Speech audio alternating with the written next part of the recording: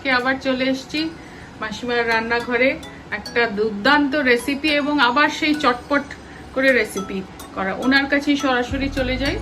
আজকে তুমি কি বানাচ্ছো? আজকে মাছের কাঁচা মাছ। আচ্ছা, এটা করে কি লাভ, মানে এটা কেন হয়ে যায় আর টেস্ট হয়, হ্যাঁ চটপট হয়ে যায়। এটা আমি আজ একটু পেঁয়াজ বাটা দিয়ে করব, কিন্তু একটু সর্ষে পোস্ত বাটা দিয়েও হয়।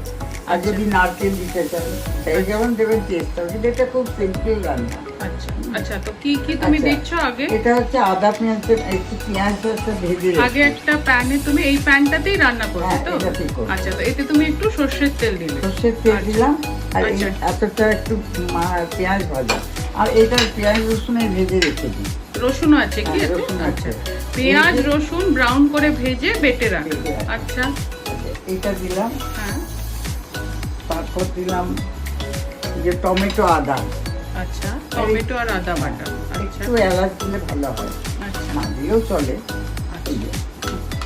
এটা একটু বেশি দিতে হয়, আচ্ছা, ঠিক হওয়ার জন্য। আচ্ছা,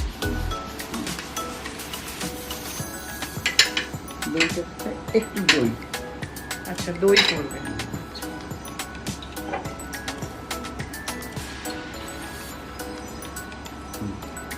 আচ্ছা,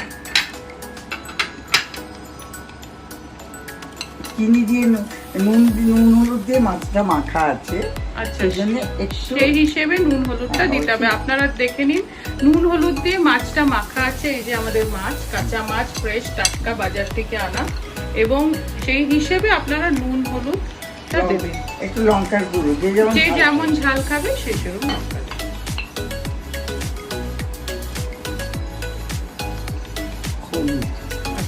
হলুদ খুব অ্যান্টিসেপটিক, সেই জন্য হলুদ বেশি দিয়ে ভালো। হ্যাঁ, আর একটুখানি চিনি টেস্টের জন্য।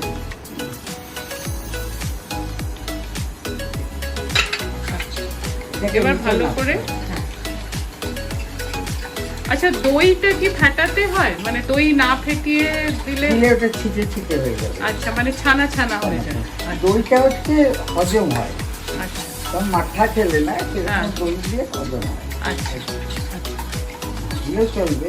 আচ্ছা, তবে এটা আবার সর্ষে বাটা দিয়েও করা যায়। আচ্ছা, আরেকবার বলে দাও কি কি দিলে তুমি। আগে সর্ষের তেল, আগে সর্ষের তেল দিলাম, তারপর এই যে টমেটো আদা বাটা আছে, হ্যাঁ টমেটো আদা বাটা, তারপর দই দিলাম, একটু চিনি দিলাম। আর এটা হচ্ছে পেঁয়াজ আর রসুন আমি ভেজে, রসুন অল্প, বেশি না। না না, রসুনের গন্ধ থাকবে না।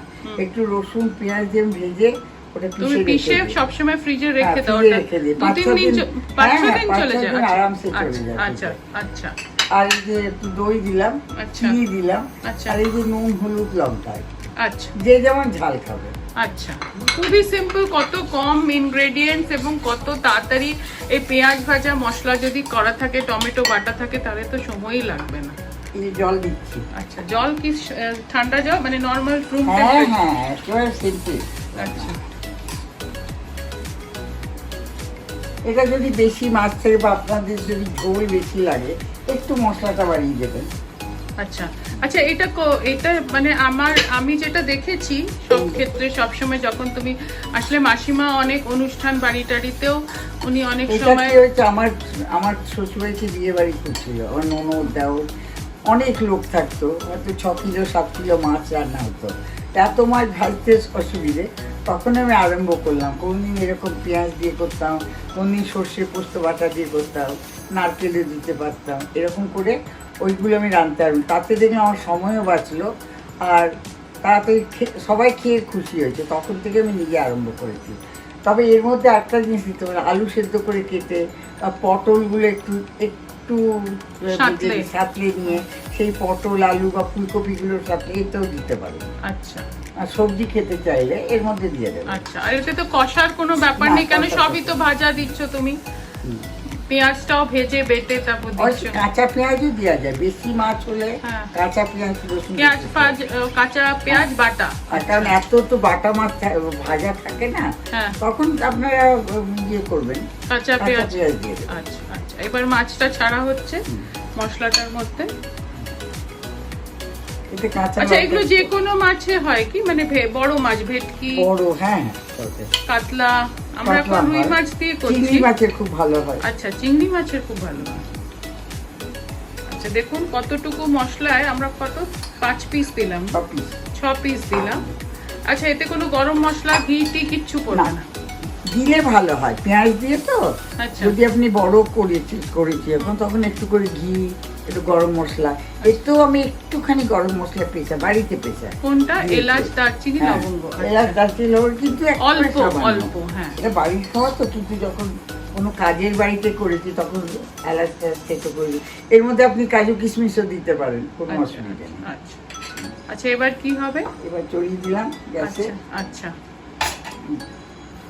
গ্যাসে চড়িয়ে দিলাম, ঢেকে দিলাম, গ্যাসটা জ্বালিয়ে দিলাম। ওই যে উপর, রাইট। আচ্ছা, এটা কি ধিমে আছে হবে, সিমে হবে? প্রথমটা ফুটে উঠবে, তারপরে একটুখানি সিমে 5 মিনিট 7 মিনিটের মধ্যে নামিয়ে নেব। ও বাহ, খুবই ভালো। তাহলে আমরা আবার ফিরে আসছি যখন হয়ে যাবে। আমরা আবার ফিরে এলাম, আমার মনে হয় 5 মিনিট পর আবার রান্নাঘরে ফিরে এলাম। একটু উল্টে দিতে হবে। গন্ধতে তো পুরো মোমো করছে ঘর। আপনারা দেখুন, এই দেখুন কি সুন্দর, একদম টেন্ডার এবং জুসি। মানে এই মাছ দিয়ে রবিবার সকালে গরম ভাতে এই মাছ মেখে খান, ভীষণ ভাল লাগে। মানে আত্মার তৃপ্তি বলে না, রসনা তৃপ্তি, সেরকম তৃপ্তি হয়। তো আমরা এটাকে একটা এতে নামিয়ে নেব, একটা প্লেট করবো আমরা। এতে আপনারা একটু ঘিও দিতে পারেন। আর যারা কাঁচা সর্ষের তেল খায় না, তাদের তেলটা একটু গরম করে দিতে পারে। আচ্ছা, কোনো অসুবিধা নেই। আচ্ছা, মানে খুবই তাড়াতাড়ি। মাছটা 3-4 মিনিট পর একবার একটু উল্টে দিতে হয়। আচ্ছা আচ্ছা, মাসিমা, আপনার যে ফার্স্ট রেসিপিটা গেছে, তোমার যে ফার্স্ট, তুমি মানে আমি বলছি যে তোমার যে ফার্স্ট রেসিপিটা গেছে সেটা মানে সবাই খুব অ্যাপ্রিসিয়েট করেছে। তোমার আমের চাটনি স্পেশালি অ্যাপ্রিসিয়েট করেছে যারা কর্মরত মহিলারা এবং আজকের পাস্ট লাইফে যারা মানে লাইফ লিড করছে, তাদের জন্য নাকি বলছে ভীষণ আমাদের উপকার হয়েছে। তো এরকমও কি আগামী দিনে আরো এরকম চটপট রেসিপিস তুমি দেখাবে? হ্যাঁ, পটলের তরকারি। আচ্ছা, সেগুলো তাড়াতাড়ি হয়ে যায়? হ্যাঁ, আমি আগের দিন একটু ভেজে হ্যাঁ, মানে একটু প্রিপারেশন গুলো যদি ওদের বলে দিলে। ওই শুধু আলু পটলের তরকারি কিন্তু এইভাবে করা যায়, আর পটল দিয়ে বা কপি দিয়ে। আচ্ছা আচ্ছা, ঠিক আছে। তাহলে আমরা এটা আজকের এই রেসিপিটা, থ্যাংক ইউ আমাদের মাসিমা যে এত সুন্দর করে, এত চটপট কম উপকরণ দিয়ে এত সুন্দর একটা রেসিপি আমরা মানে উপভোগ করলাম। তো এরপরে আমরা প্লেট করে দেখাচ্ছি।